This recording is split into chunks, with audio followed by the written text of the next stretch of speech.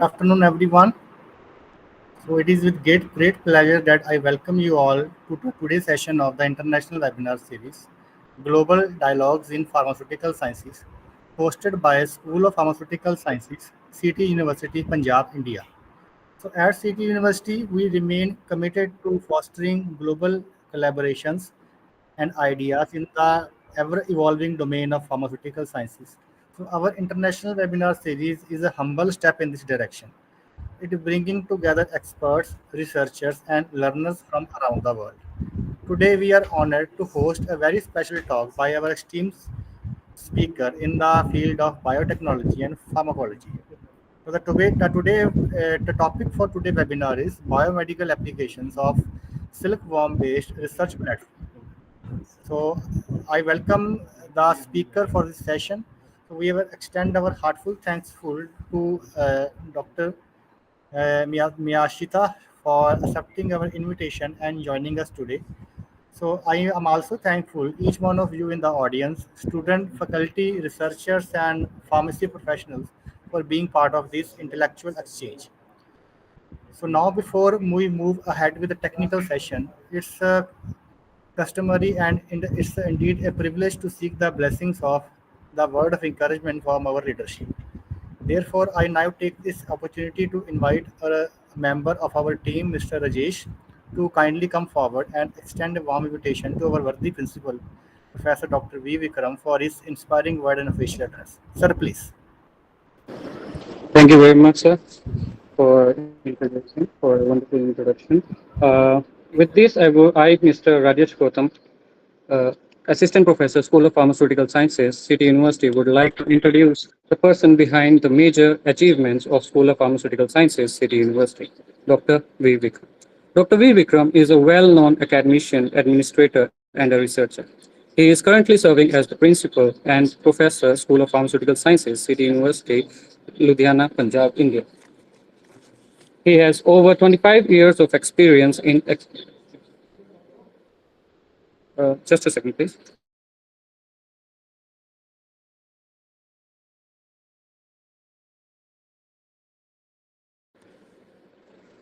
Sir has over 25 years of experience in acute care, hospital, teaching, and industry. Dr. V. Vikram was 3 times chairperson and 9 times invited as a speaker in international conference at Malaysia, Taiwan, Dubai, Myanmar, and Japan. He is currently a member of 6 professional societies and is the consultant of L'Oreal Health Training, Myanmar. He has published multiple research articles in international as well as national journals and has 3 books published under his name. He has worked on diabetic neuropathy and has received 2-time national awards for his remarkable research work. By this, I would like to call Dr. V. Vikram to deliver some words. Thanks, sir. So thank you, Rajesh, for your kind word. So welcome, Dr. Atsushi, for today's session webinar. We are waiting. Not my school is waiting for you. Our students from Switzerland, UK, United Kingdom, US, Indonesia, and from India. The students are waiting for you. From the India, many students from Himachal Pradesh, Bihar, Jammu Kashmir, Uttar Pradesh, New Delhi, Haryana, West Bengal, Maharashtra. So many students are present there. Now the total strength is 878, the students and faculty member from different institutions. Today they will interact today your session. And even though from the government sectors, the CSD labs and Central Silkworm Station, CSR IT labs, many the silkworm stations from the India, they will interact today's session. So firstly, I will interact what about my school. So my school is at City University. That's City University in Ludhiana, and the City University established not city universities, this group of city universities that is established in 1997, and with the school that expand with the colleges in 2001, then again one campus 2004, and university established in 2016. So in City University, Dr. Atsushi, we are providing the scholarship for our deserving student, and we have corporate society responsibility. We have CSR initiative, and we are providing 13 crores rupees to the students and the societies also. We have started Professor Saroj Sood scholarship for the deserving students, and our late Prime Minister Dr. Manmohan Singh scholarship we have started in the City University with the grant of 60 crores rupees for the deserving students. So these are our groups where students can get the benefit from different segments, that is City University, City Word Schools, City Institutions, City Public School, and another city group, that is Maksudas. So that are the governing leadership. Every building needs some basement or more. These people are our basement. Hare Krishna Govinda Hare Krishna. So, Mr. Ankit, please mute yourself. So, so our governing leadership, Sardar Charanjit Singh Chaniji, our chairman of this group, Dr. Manbir, Dr. Atsushi, you met him in Japan also, and Mr. Harpreet Singh, our vice chairman. Next slide, please. So, in our university, our vice chancellor of universities, Professor Nitin Tandon, he is more than 100 patent in his book, and he is published. H index is 19, and citation is more than 800 plus. So next slide. So myself, Dr. Veer Vikram, I completed my PhD from a renowned hospital, DMC Hospital, Ludhiana, and I have 25-year experience in the field of research, academia, hospital.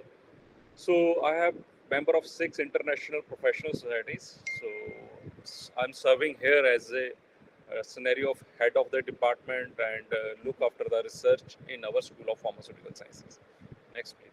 So Dr. Atoshis and the other participants from the government sites, sir, we have offered courses with Shankara Eye Hospital in all over India. We provide the bachelor degree optometric, and Shankara hospitals, the students can get the training at Shankara Eye Hospital, and academic excellence and practical clinical training at theirs.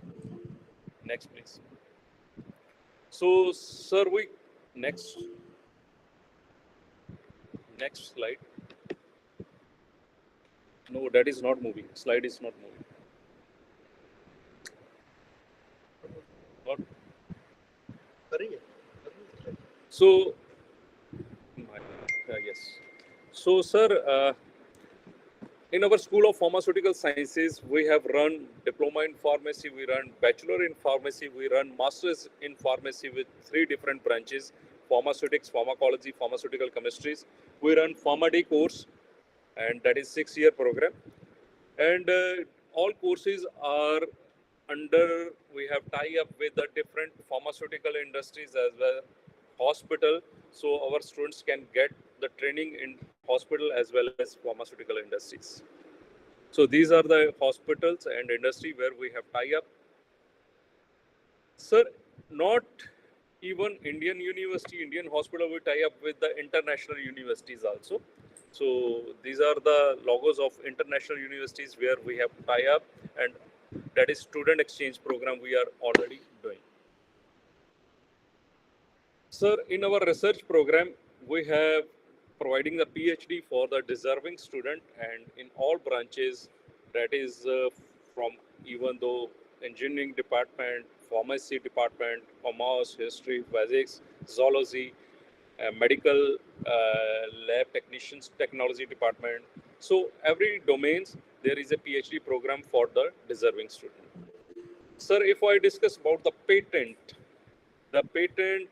we have in 2025, approximately 6 months, we have published 100 patents and 2 are granted by the governments.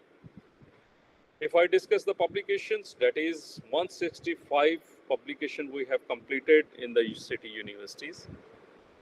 And sir, in collaborative project, two projects are already going on.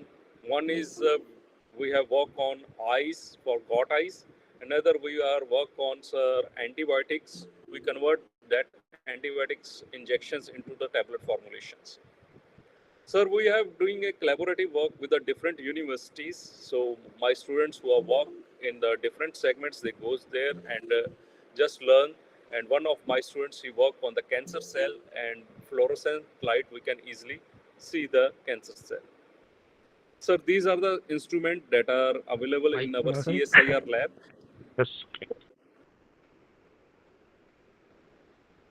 So, sir, in animal model that are we used in our pharmacy, that is zebrafish model, Drosophila model, and with the help of Indian government and under the supervision of you, we will start the Silkworm lab in India, and that is rabbit, rat, and anthelmatics lab already we are doing.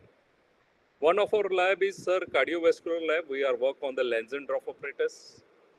In Silico Lab, we are work that is experimental cost reductions segments and accurate drug formulation and optimizations work we are doing here. So, sir, in my school we have done 200 plus publications, and there are selected publications whose impact factor is more than 5. So, sir, we have written some project under the government agencies, that project with ICMR and one project in BIRAC.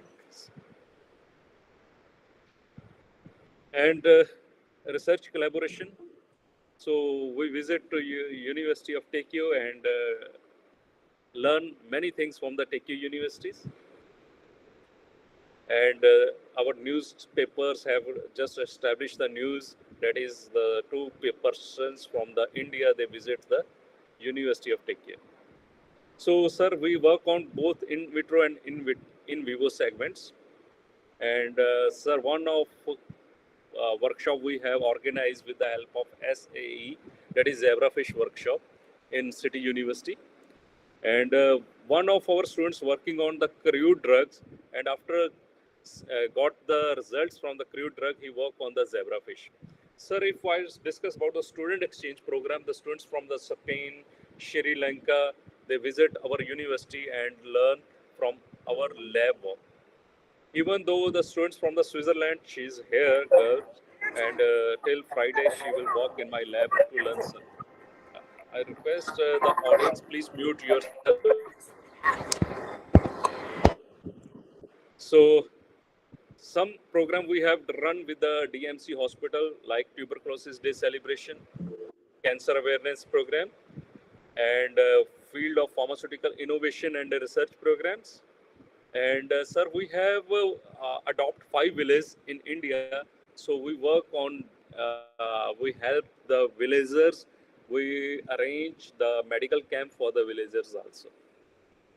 So, sir, on 1st August, I visit the regional research station Jammu, where we work, just visit how silkworms lab is established in India, and we love today the government of Indian sites. They are also interact today's session because they also want to learn is something that is doing in the Japan. So, sir, we have started the international webinar series last month. First speaker was Jay Plai from the USA, second is from Indonesia, third is Zimbabwe, and today we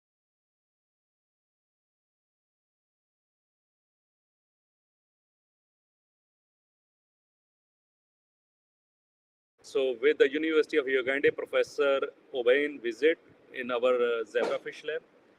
Australian students visit and work on the antidepressant models. So these are the small presentation, and thank you all the experts who are here today's session.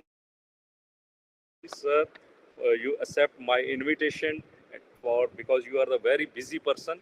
So you provide me yours few times. So we want to learn your side. Thank you, and I hand over to Dr. Dilpreet. Thank you.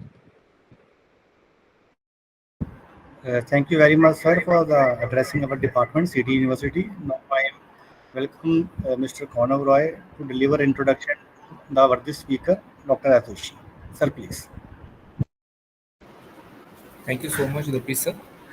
Uh, Hello everyone. Myself, Konav Roy Chaudhary, currently working as a PhD scholar here and assistant professor.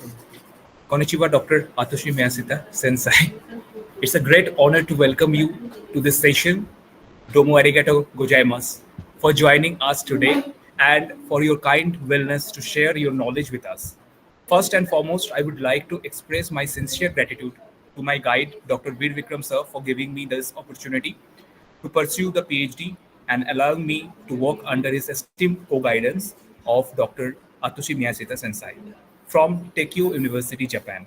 Dr. Miyashita Sensei, I am truly thankful for your continuous support, guidance, and encouragement. Today, we are privileged to hear a lecture from you on topic biomedical applications of the silkworm-based research platform. Dr. Miyashita, he is the senior assistant professor at Institute of Medical Mycology, Teikyo University. He's completed his education from the University of Tokyo and received advanced research training at Dalhousie University in Canada. His expertise lies in infectious model immunology and drug discovery using invertebrate systems, especially silkworms, basically known as Keiko in Japanese. As a principal investigator since 2019, he has made remarkable contributions to this innovation field. With over 20 plus international publications and several prestigious awards, his leadership's global collaborations and unique approach of therapeutic discovery continues to inspire researchers around the world. His works align beautifully with our Indo-Japanese collaborations effort, especially in the development of advanced model for infectious neurological disorders. We are truly honored to have you, sir, today, and Antony Arigato gozaimasu. With that, now where you warmly invite you to begin this lecture. Sir, please start.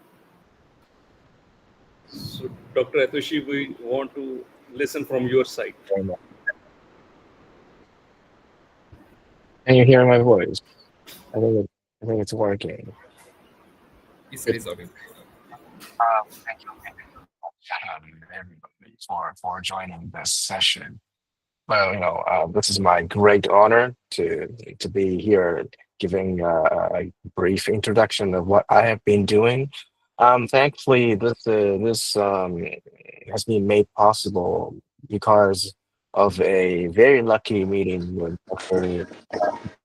and his student in the International Congress that's held in New Delhi last December. And it was so quick that we made this accomplishment because it was only less than a year since the first meeting of ourselves. And thank you very much for every support that you have made to give this journey possible so far. So what I'm going to introduce today is a brief overview of the silkworm-based technique that has been kind of attempted by a research community in Japan in the last 25 years. And as all of you know, the silkworm is a very historical animal for Asian societies. Because Asian societies have more than 2,000, could be 3,000 years of history. And the silkworm has always been a very important economical and domesticated animal species. Because now we have a word of Silk Road, and we have been having the silkworms make silks and sell it to the Western societies. Also, a part of them, we use it by ourselves, but the most of the economical impact has been made by just exporting the sericultural or silk products to Western societies. That's what Asian countries have in common, such as India, Japan, Korea, China, Sri Lanka, and Thailand. All every Asian country have its own sericultural industry. So now what I'm trying to do is to make um, the sericultural industry platform not only for the sericulture or silk production, but also to make a biomedical progress. I'm trying to have my slide out on the window, but it's having issues. Is it on?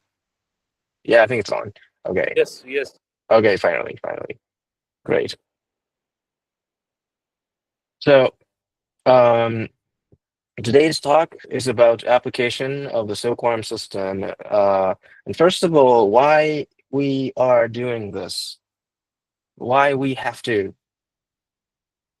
use the silkworm system for biomedical research and development. First of all, you might think animal ethics. Animal ethics is very important.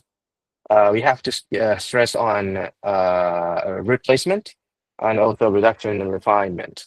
And out of these three L's, the silkworm system will contribute to mainly on replacement of the higher order animal sacrifices.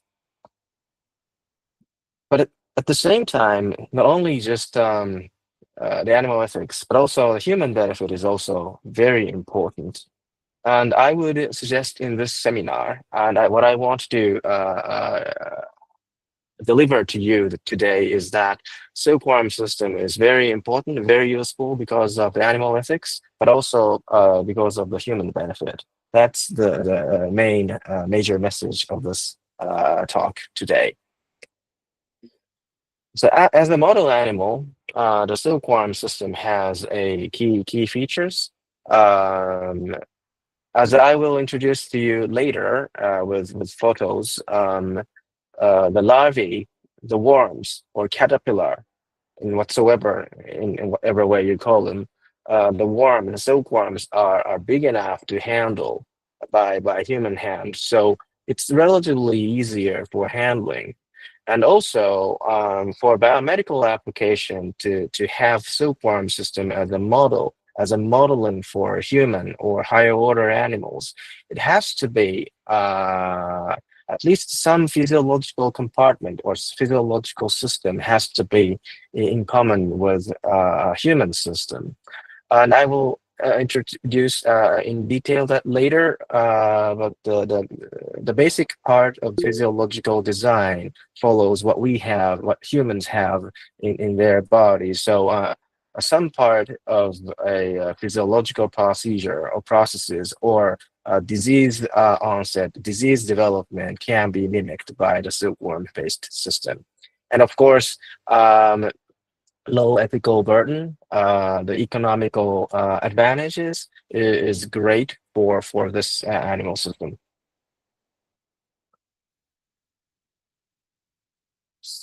And this is a typical, very typical photo from the laboratory. Dr. Vikram and Roy Chaudhary may know this, may remember this image because they have just visited my laboratory. Well, advantages are as written, but the major impact of this animal is the density of animals that we can rear in a laboratory. As you notice, so many number of animals are put in a very small area of compartment, and this is not just for photo taking, but this is the actual environment that these animals are kept in the laboratory.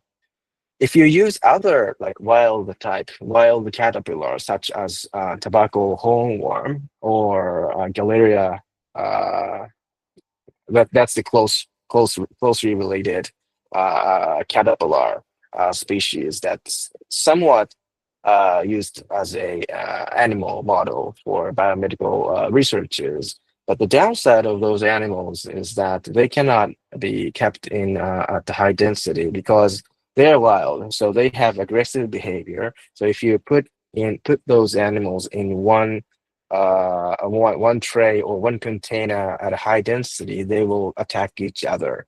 so that you will need relatively higher space, or you have to put one animal in one pack so that you will have to pay high labor cost to maintain, just to maintain the colony. But the silkworm, because silkworm has been domesticated for more than a couple of thousand years in Asian societies, they have lost their aggressive behavior. They are very, very gentle, so that we can just rear these animals in a very, very small areas in a laboratory, which is very important for laboratories in universities, because academia societies are suffering, always suffering from short budget. So this is a huge advantage for this animal. And this is a historical timeline of the application, biomedical application of this animal in the last 25 years. The first attempt of application of this animal to human disease modeling was accomplished in 2002. In 2002, the first human pathogen infection model was demonstrated. I will introduce to you that later in detail. And later on, we tried to accomplish the PK/PD analysis and the virulence gene mapping for the pathogenic bacterial species. And also in 2010, before 2020, antibiotics screening, which is probably the major scope of this talk, has been accomplished. Three very potent compounds has been discovered, which are all of them are now in the pipeline for the clinical development. There are all of them are going into the phase 1 human trial. So this system has been very successful so far, and also it's being used for the development of functional foods. And also, recent application is an application for toxicology field.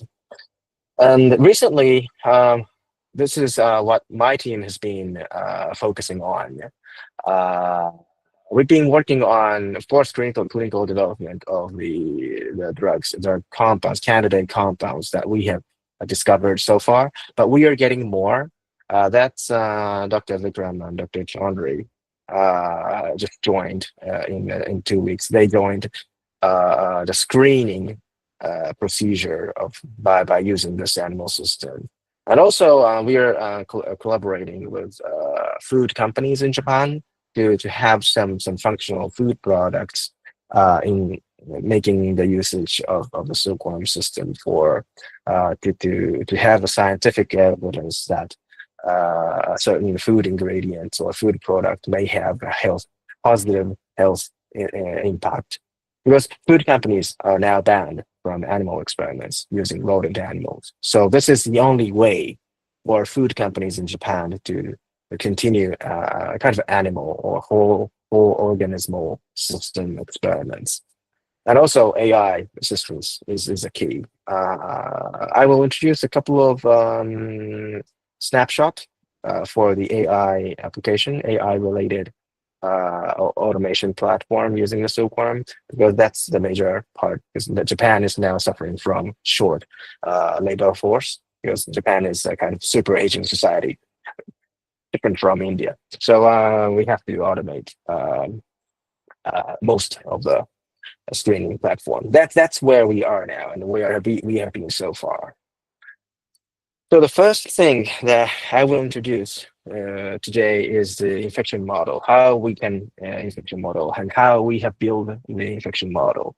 In 2002, the first paper was published. The paper was published in 2005, as you see here. This is a infection model by using Staphylococcus aureus. If you are familiar with infectious diseases, Staphylococcus aureus is a human pathogen, opportunistic pathogen. This is not very serious for healthy people, but this is very dangerous for immunocompromised patients, such as infants or post-operational patients. And also this is a major cause of the intra-hospital infection events, accidents. So and drug resistance is a key problem for this pathogen, as you may all know. So new antibiotics has been needed. There's a huge demand for new antibiotics for this. But as you know, the development of new antibiotics has been shrinked in the last couple of decades, and we have to accelerate the discovery procedure. And here comes the silkworm screening platform. At this time, like 25 years ago, nobody knew nobody knew whether human pathogen can infect silkworms. But now we know that human pathogens can also infect in silkworm, so that we can make a model using the silkworm system to mimic the human infection process, and we can use the screening this system for a screening platform. And this is how the samples are injected to the silkworm. We can just grab the silkworm creature by your hand, and you can just use a 1 ml syringe with a needle, so that you can just you don't need specific training if you're good at handling. And this is very very good, very efficient. You can just inject 6 animals per minute, so like more than 300 animals in one hour. This is very efficient. And the second challenge was the PK and PD, because if you want to use this animal system for a screening platform, at least some part of drug pharmacokinetics and pharmacodynamics property should be in common, or should be similar to what we observe in the human system.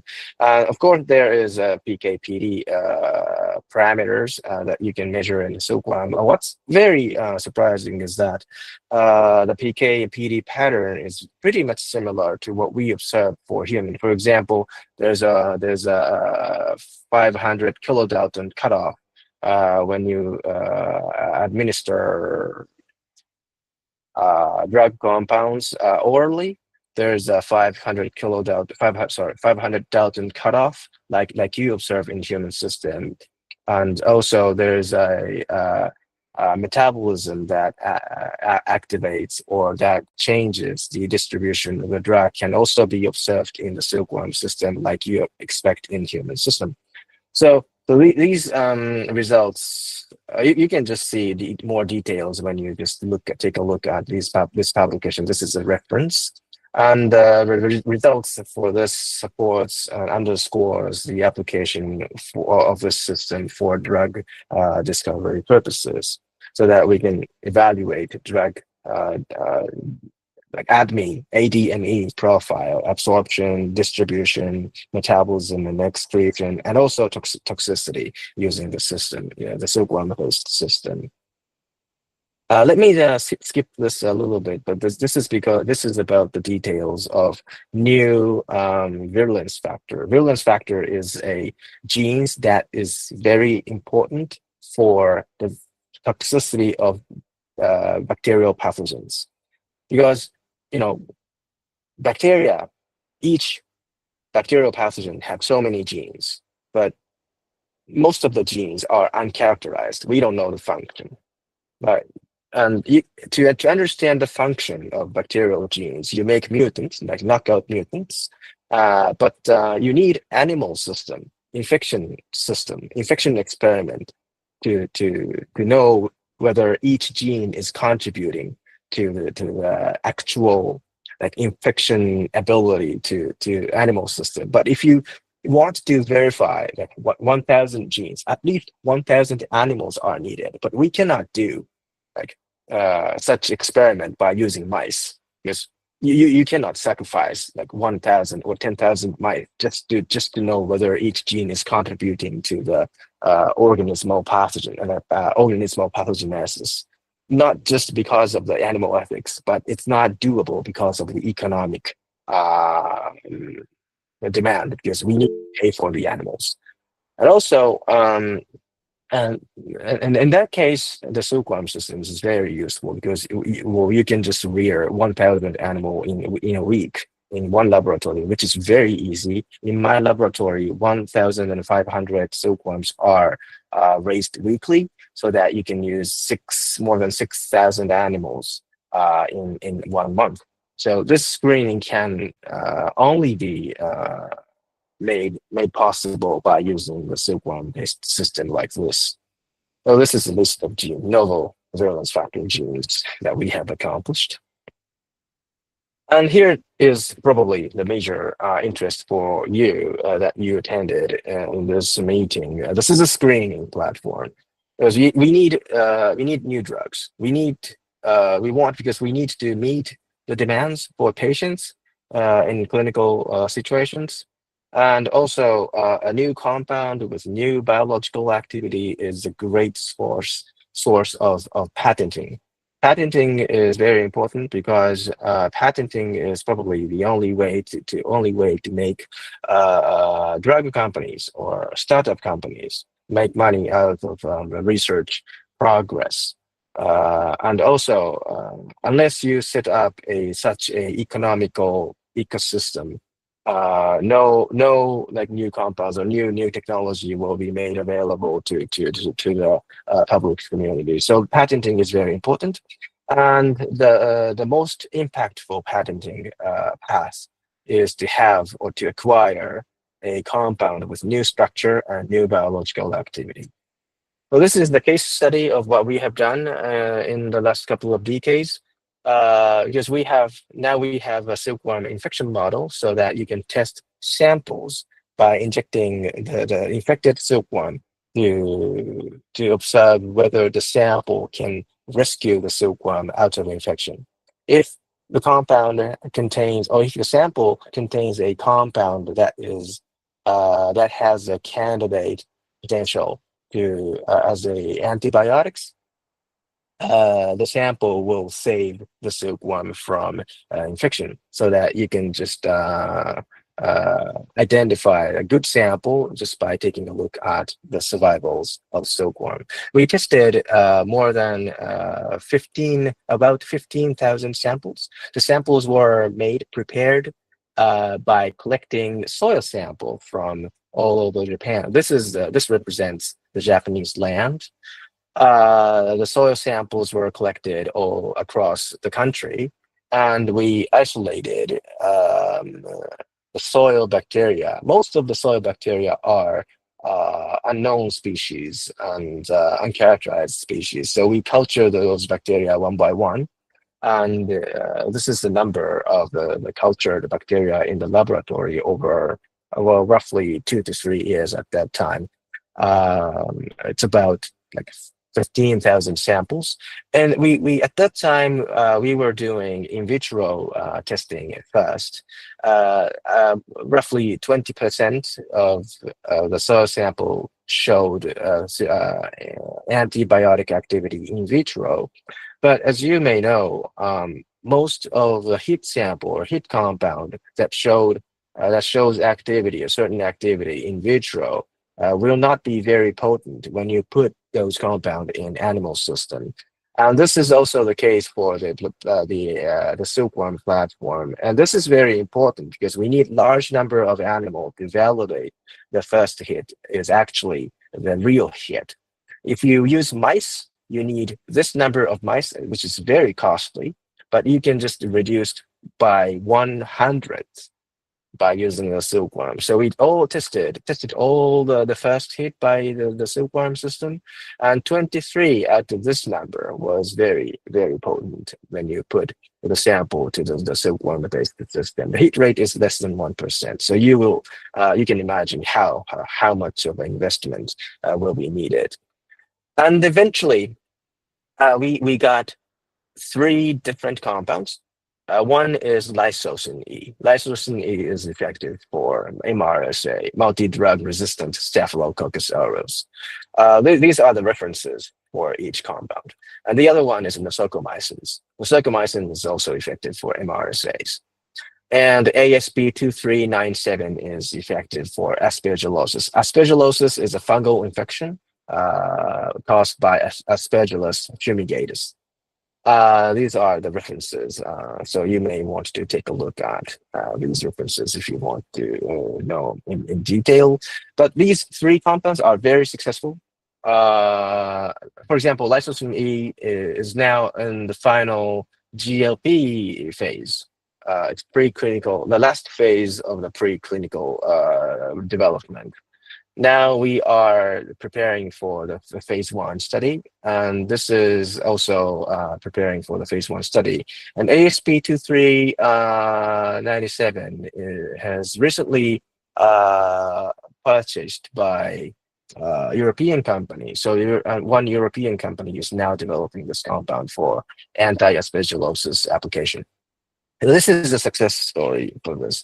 And what I want to stress in this meeting today is that I want to continue, accelerate, and expand this system, because this screening has only was done only by a team of five. So 5 people were mainly involved in this screening, and it took 2 years at that time. We can speed up. So if we invest more manpower, more resources, more time on this, we will probably get more good compounds. And also, MRSA and aspergillosis is only being tested. We can just make other model system, other pathogens, other infections. There are so many different types of infections, so we can model it. We can do a screening. We will get new compound. We can patent it. We can make money, and we can also reinvest those benefit to more of a biomedical research, so that we can make an economical community and ecosystem of using this system. There are so many other applications, as I told you. This is an application for the metabolic disease models, such as diabetes. We can screen for anti-diabetic food ingredients, such as reported in this article. This article was published in roughly five years ago. We identified one lactic acid bacteria species, Enterococcus faecalis. The strain was named after an experiment in our team, YM0831. This suppresses the hike of the blood sugar level, first identified in the silkworm system, but later we did a human trial, and the strain was proven very effective also in human healthy subjects. So now one company is trying to buy or develop this lactic acid bacterial sample or strain as a functional food, health food in the Japanese market. There are a couple of other publications regarding this topic, but for the sake of time, we will I would just introduce these publications so in this meeting. And the other application, probably this is going to be the last topic. The other one is the toxicology application. We want to validate toxicity of compound using animal system, because we can do a couple of toxicology investigation in vitro, and we can do in silico, but we will eventually need animal system to validate. But in most cases, such as food companies or cosmetic company, they are banned from the animal system. So they are now trying to integrate in vitro and in silico system. But from legislation standpoint, the silkworms are not animal. I mean, not animal that is under regulation for animal ethics. So we don't need we don't have to write animal ethics committee document. We don't have to write so many paperwork to conduct animal silkworm researches.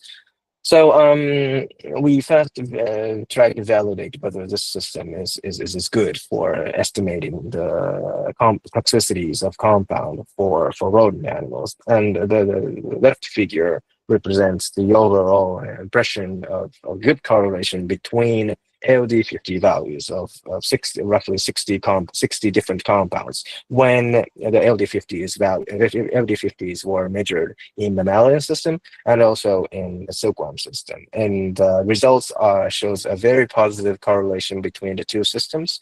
So what we can say is that silkworm system can provide a very relevant or human relevant information about toxicity of compounds. This is a major progress.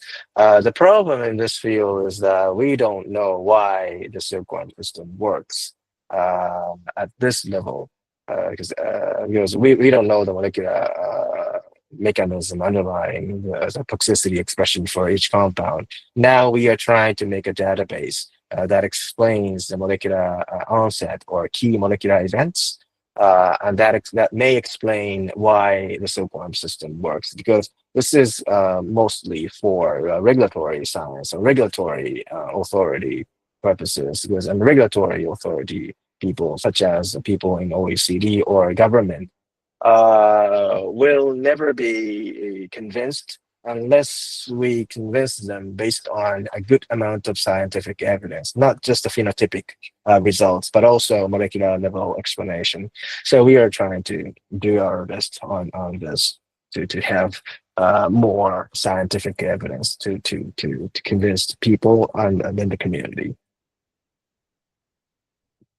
This is a couple of more details about toxicity. We can do, of course, survival analysis. Because this is probably the easiest toxicity symptom. We can do survival analysis. We can do histology. This is a case study from acrylamide and aflatoxin B1 study.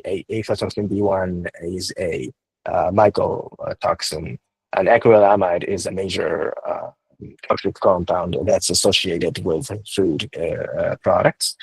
And if you do histology, this is the dissection of silkworm. If you do histology, you can find a similar symptom, histological symptom, as you observe in rodent animal systems. And also we can do blood tests because silkworm is very huge, and one silkworm has roughly 1 ml of blood. This is very much of an advantage of this animal system. And if you have a 1 ml of blood, you can just outsource the blood testing for outsourcing companies. And you can just do ALT, AST, ALT, and other biochemistry measurement as you do in a hospital for human. This is a kind of technique that we do routinely in hospital, and the same technique can also be applied to the silkworm system. So that you don't have to be very creative for this animal. We can just apply the system for silkworm blood. So you can just get these parameters out of each individual, so that you can have more molecular-based evidence for toxicology or toxicity expression in the silkworm body.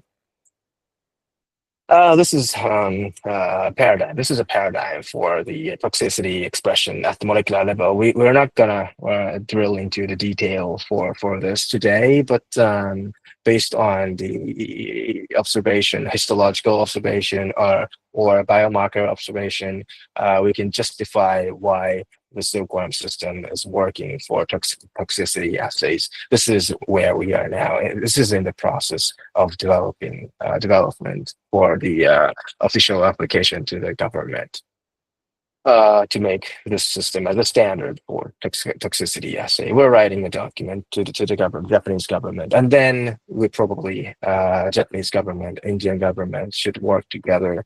We have a document in common to submit it to international organizations such as OECD. But we are in the very first stage. Let me skip this a little bit for the immunological. This is one of my PhD project, but let me skip this by just introducing that the silkworms has a kind of acquired immunity, so they can memorize the pathogen and they can just strengthen their immunity. so that we can utilize for searching, for example, searching compounds or food ingredients that enhances our immune function by using the system. It's very easy phenotypic assay. In normal state, the silkworm, if you give a pathogen to the silkworm, they will die by just they're dead. But if you give a good sample that enhances their immune function, they will survive even after pathogen, lethal infection of pathogen. So we can utilize this system for screening for immunostimulatory compounds or sample.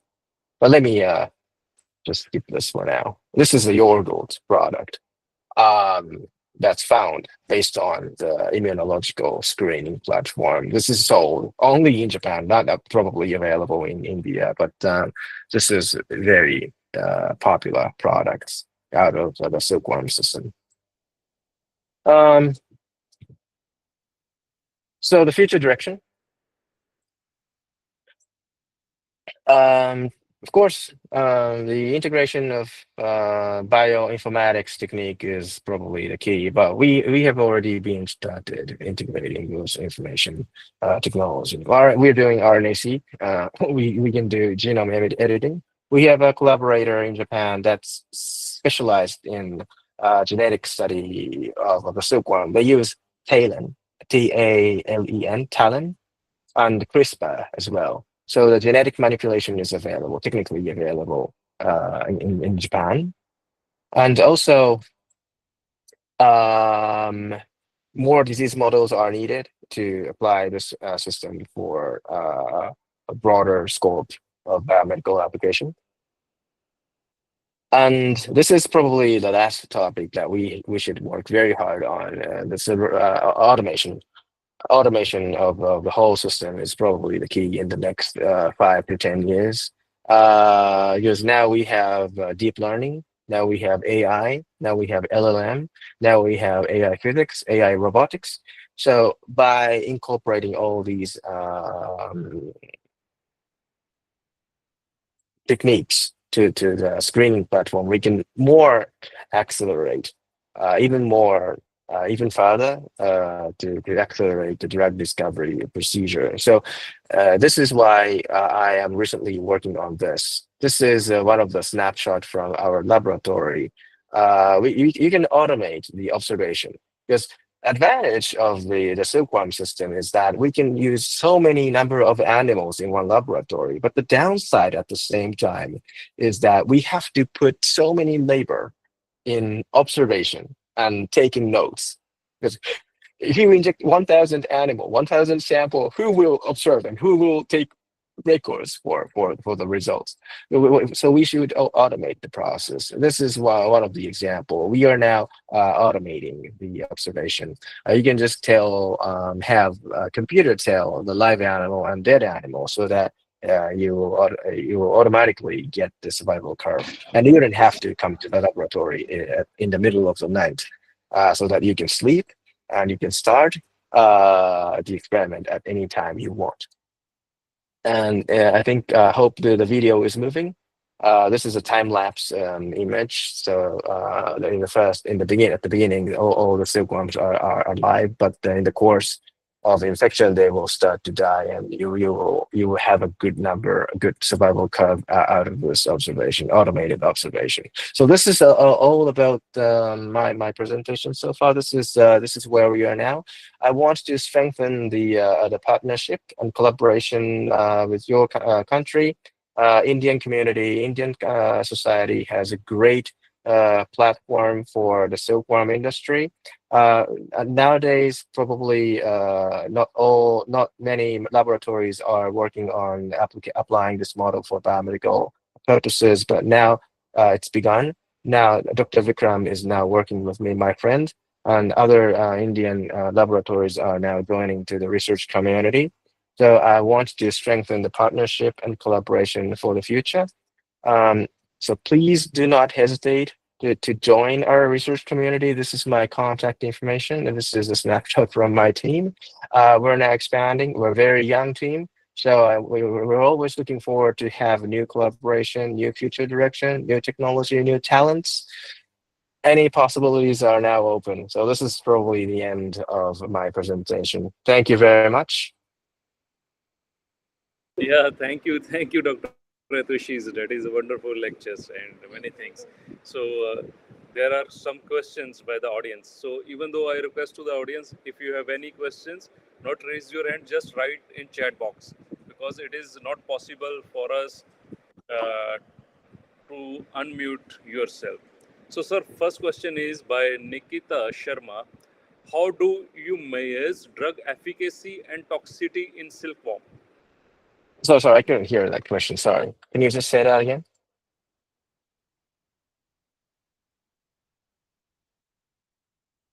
Yeah, that is how do you measure drug efficacy and toxicity in silkworm? Okay, how do you measure drug efficacy and toxicity in silkworm? Okay, so there are two ways. If you have a sample that you want to measure efficacy, you can either inject directly to the bloodstream, or you can just mix the sample with diet to have the silkworm feed on the sample. So it's going to be a free feeding experiment. So you can just either just kind of do IV and per oral administration to the silkworm. And toxicity is also the same. You can just inject sample like bolus injection to the bloodstream directly to measure the acute toxicity of a compound, and you can either you can also have the silkworm feed on the compound to measure the toxicity of the target compound. Would it be a good answer for the question? Thank you. Right, sir. Thank you so much, sir. Next question is from our faculty member, Muskan Kapoor, ma'am. Sir, can this model be applied for study on cancer disease? Oh yeah, that's a good, great question. Yes, the short answer is yes. We have a transgenic strain of RAS gene, RAS gene, and the transgenic strain of RAS showed shortened survival, and also sorafenib. Sorafenib is a drug that is used as an anti-cancer drug. Sorafenib shows therapeutic effect in the silkworm-based system. So RAS transgenic silkworm shows lethality, but the sorafenib can cure the phenotype, lethal phenotype of RAS transgenic strain.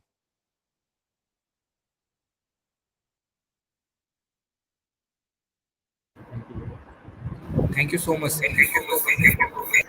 So the next question that is come from the audience, that what are the different studies that it could be done on silkworm model? Um, so the question may be the scope of application, other than just a couple of examples that I have introduced. It's not possible for me to cover everything because there has been so many application. But one application is, like I told you, infection experiment. The other one is immunological application. The third one is diabetes model and toxicity assay, and also cancer model, and what else? Uh, we're now doing some immunotoxicity, like acute immunotoxicity, and the other applications. We're oh yeah, you can just how can I say how can I say, we can do behavioral study as well. Because if you give a certain compound, they will show different behavioral phenotype. I think that's probably most of the study. I may have missed something, but that's the overall landscape of the application. Thank you. Thank you for the question. Sir, the next question from the our students that what this interdisciplinary approaches do you think that will be more beneficial for advancing research using silkworm? I think AI, robotics, deep learning, LLM, those AI related technique will be the key, will be the most important approaches. Thank you, sir, for the answer. So the next question again comes from the audience that how do you ensure consistent dosing in silkworms? Ah, okay. For dosing, so let me show you the slide. So this is how we introduce sample to the silkworm, and the dosing is made by just giving the same certain predetermined amount of liquid uh, to the bloodstream. We typically give 50 microliter. Sometimes we give 100 microliter, but this is very how can I say? It is very easy for experimenters to control the dose or the volume of sample that you will inject. If you give samples orally, that's sometimes tricky because the silkworms will not always eat same amount of diet because some compounds affect their feeding behavior. Some compounds promote their food consumption. Some compound suppresses their food consumption. So if you give the sample by free feeding, sometimes it's tricky. We just control the dosing by monitoring the amount of food intake. So we can back calculate the actual dose that they have taken. So the answer is by when in the case of injection, it's easy, but in case of per oral administration, it's sometimes tricky.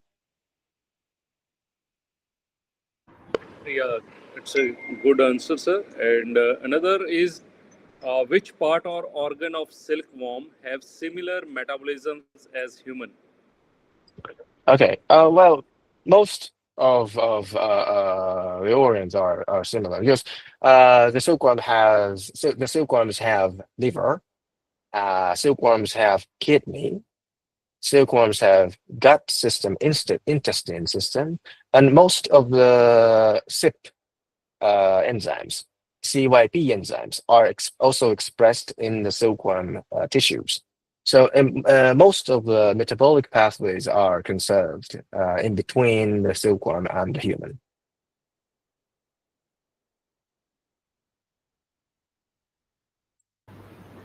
Thank you so much, sir. Thank you for the answer. Sir, next question again from our candidate.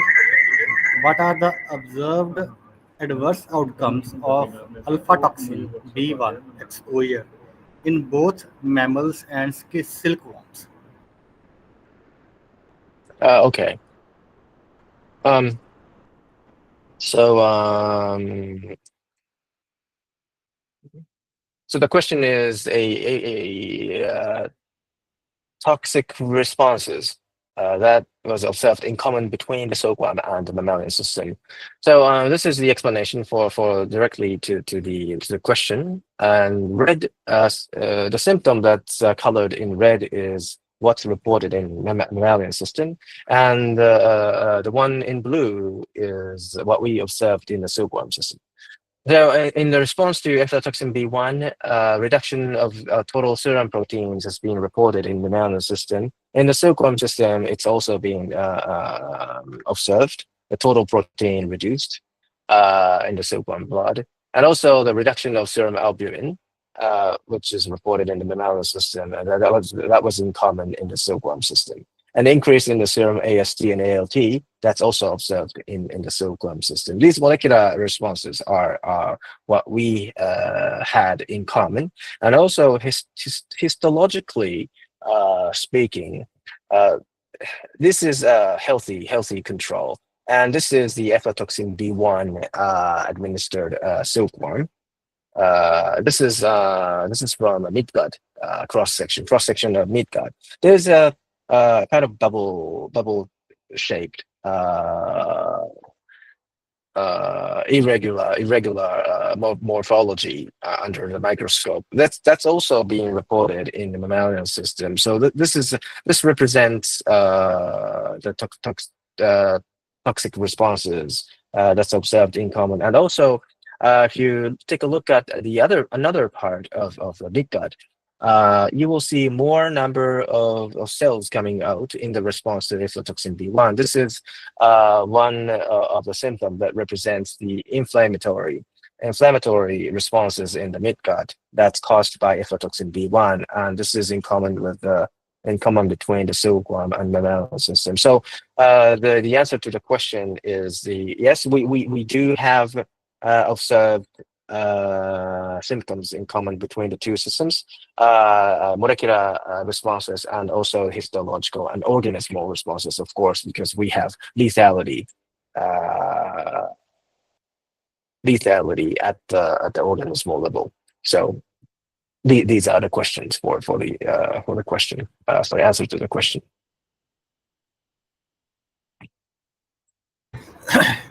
Thank you for that brilliant answer.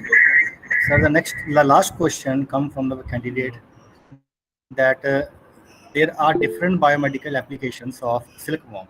So how we can implement in the applications of the silkworm in tissue engineering or in biosensors. So if the silkworm they are model organisms, any ethical concern with respect to bioiling cocoons or live pupa inside. So what are the viewpoint about this? Mm. Okay. So to the first question, in tissue engineering and biosensors. So biosensors, I have no idea. Tissue engineering, there are like more than 20 like uh, culture strain, like cell strains, cultured cell, uh, the silkworm cell strains. So we can just make in vitro study, or we can also try to make a organoids. But I don't think it's very worth attempts, because if you want to do in vitro study, then we can just use like mammalian cells, mouse cells, and human cells, and human organoids. So to make the most of the silkworm-based system, we don't. I don't want to, and you may not want to go any further into the tissue culture or tissue engineering direction, because that's not a strategic standpoint for the silkworm system. To the second question, I think if I understand it correctly, like the ethical concerns. Ethical concerns are always there. Because the silkworm also as an animal, and we should uh, we should care at our most. How can I say? Uh, we cannot sacrifice any single life for nothing. But there are two standpoints. One is the use of silkworm will contribute to the replacement of sacrifices of higher order animals, like I introduced in the very beginning of my slides. The other one is that um, from a legislatory or regulatory standpoint, most countries do not regulate the use of silkworms. There is also a trend or some group of people that are trying to make the silkworm application or use of silkworms as uh, similar as a use of mammalian system.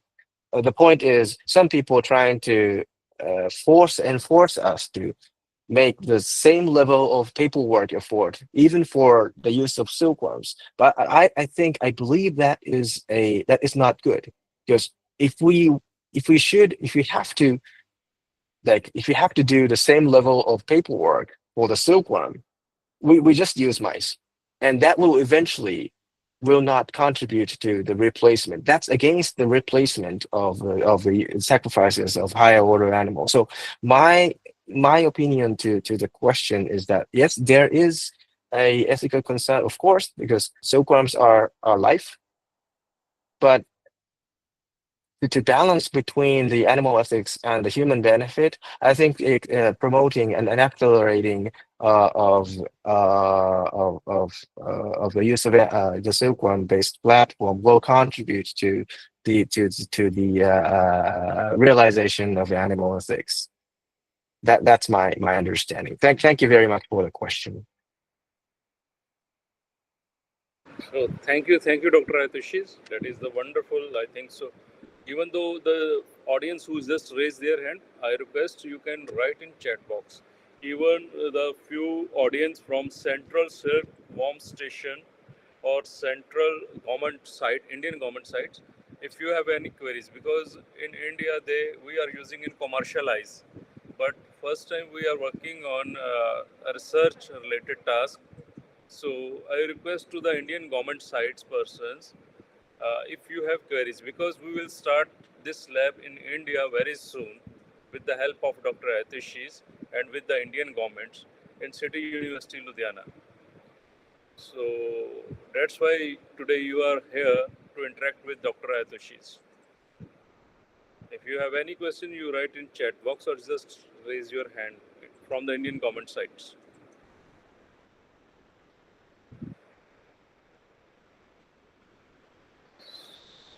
So thank you, Dr. Atoshis, for your wonderful session, and again thank you. You just accept my invitation with your busy schedule.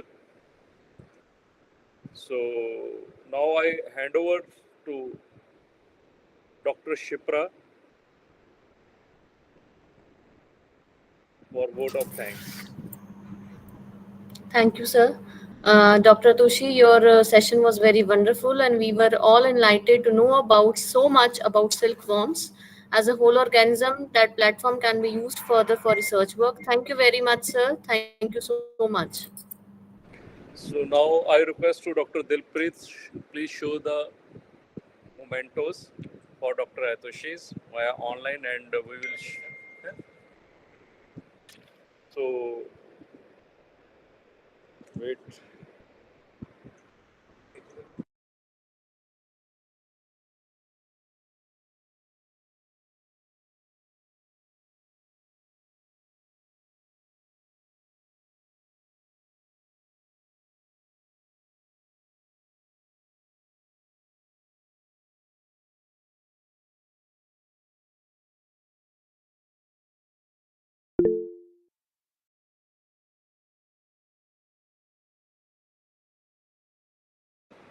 Kajal Verma, I request please raise.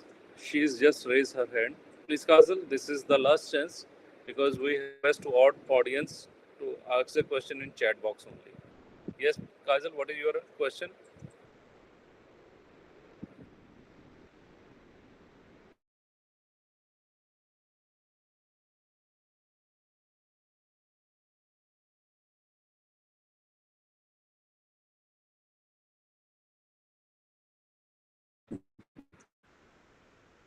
I request to Dr. Atoshis, please stop your question. So I want to show something to the audience.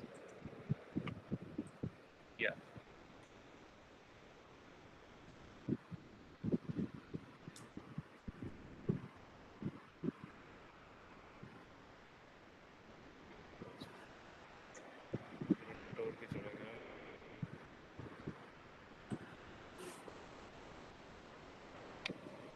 So, Dr. Atoshis, this is a small token of love from our side for today's session. Thank you. Thank you very much. That was a great honor. My photo has been updated. So now I have this. Thank you. Thank you very much. Welcome, welcome. Thank you again. Thank you. Namaskar.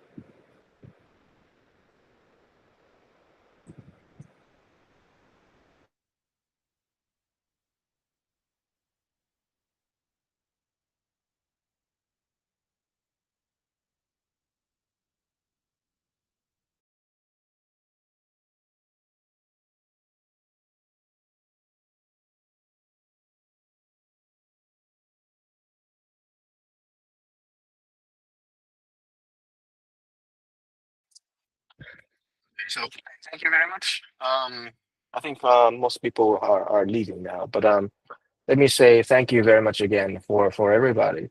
Um, I want to continue collaboration between here and Dr. Vikram. So all are welcome to join our community. We're now started. We have just started this activity. So we are growing. So we will show great growth in the next 10 years. So probably the next milestone is we will have at least one good drug candidate that we can patent between Japan and India. And we can probably make a startup drug company from India, or it could be Japan side. I don't know. I don't know. Depends on the effort. But that's our next milestone. So thank you very much again, Dr. Vikram, for having me. Thank you very much.